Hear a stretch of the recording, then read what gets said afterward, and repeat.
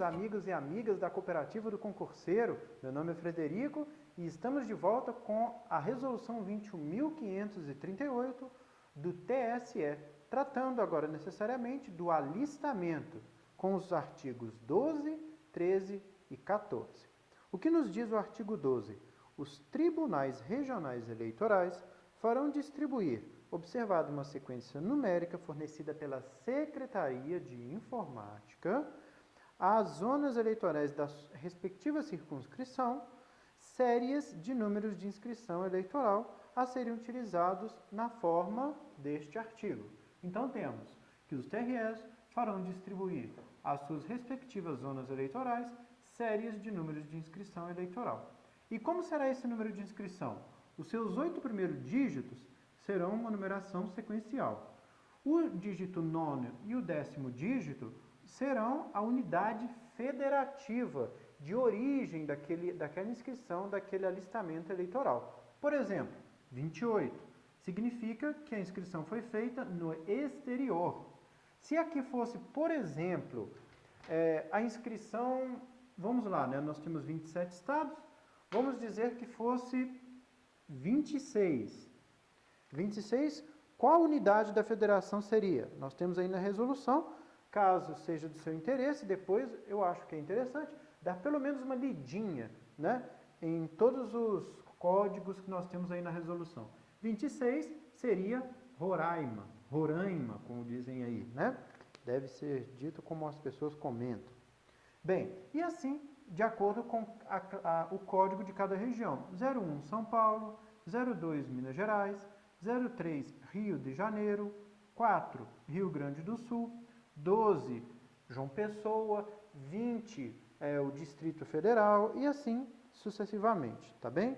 22 Amazonas, não vou ler todos aqui. Bem, e os dois últimos dígitos, que serão 12 números, os dois últimos dígitos serão dígitos verificadores, dígito verificador 1 e dígito verificador 2, mais ou menos como se fosse o dígito de verificação do nosso CPF, tá bem? Trabalhando, obviamente, aqui, né, diz a lei, com base no módulo 11, tá bem? Determinados com base no módulo 11, é um sistema de cálculo, tá bem? Bom, então, importantíssimo saber isso, que o 9º e o 10º algarismo do número de inscrição eleitoral corresponde à unidade federativa. Sendo 28, trataremos de inscrição no exterior. E aí nós teremos as respectivas designações de unidade federativa no nosso artigo 12, tá bem? Bom, depois nós temos aqui, no artigo 13, os documentos necessários para o alistamento.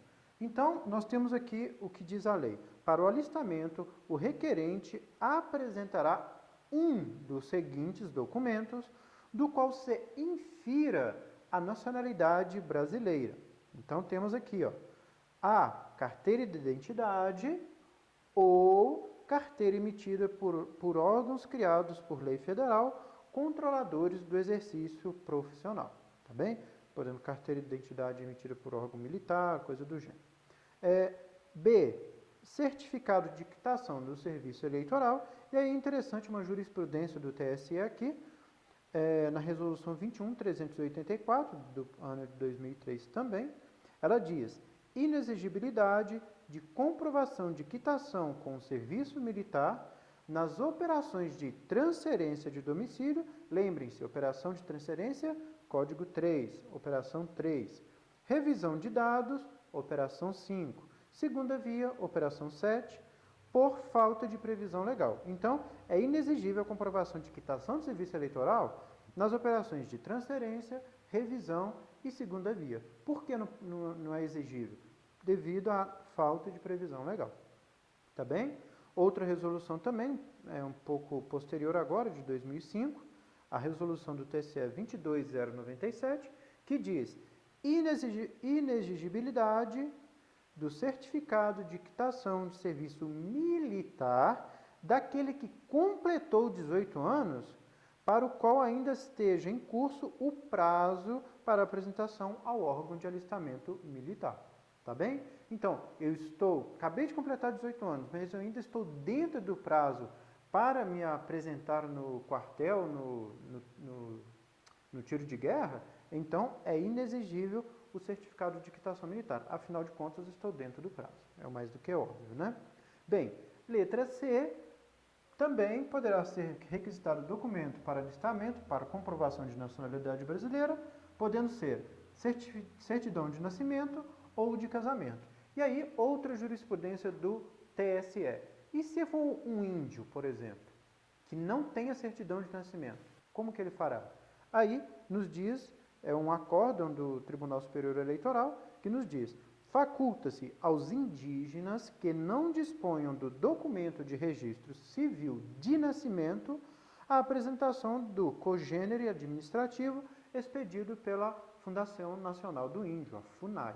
Tudo bem? Então, é interessante, né, adentrarmos um pouco mais na jurisprudência e não estar somente focados na lei, na resolução, né, da Justiça Eleitoral. Tá bem? E, por último, também será um instrumento de comprovação de nacionalidade para o alistamento, instrumento público do qual se infira, por direito, ter o requerente a idade mínima de 16 anos e também no qual conste os demais elementos necessários à sua qualificação.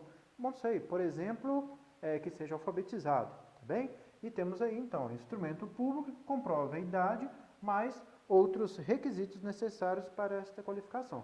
Artigo 14, fica facultado o alistamento no ano em que se realizar as eleições do menor que completar 16 anos até a data do pleito, inclusive. Tá bem? Aí é interessante notar que nós temos menção ao artigo 14, parágrafo 1º, inciso 2º da Constituição, que nos diz que o alistamento e voto será facultativo para os maiores de 16 anos e menores de 18 anos, tá bem? Bom, parágrafo 1º nos diz que este alistamento do menor de 16 anos, do menor que completar 16 anos, poderá ser solicitado até a data de encerramento do prazo fixado para requerimento de inscrição eleitoral ou transferência, tá bem? E o título emitido nas condições deste artigo, nestas condições aqui, somente surtirá efeitos com o implemento, com o cumprimento, com o aniversário da pessoa, ou seja, quando ela cumprir os 16 anos, tá bem? Bom, seria isso, agradeço muitíssimo a sua presença. Se gostou desse vídeo, curta, deixe seu comentário, sua dúvida, que na medida do possível estaremos atendendo e respondendo. No mais, um forte abraço e até o nosso próximo encontro.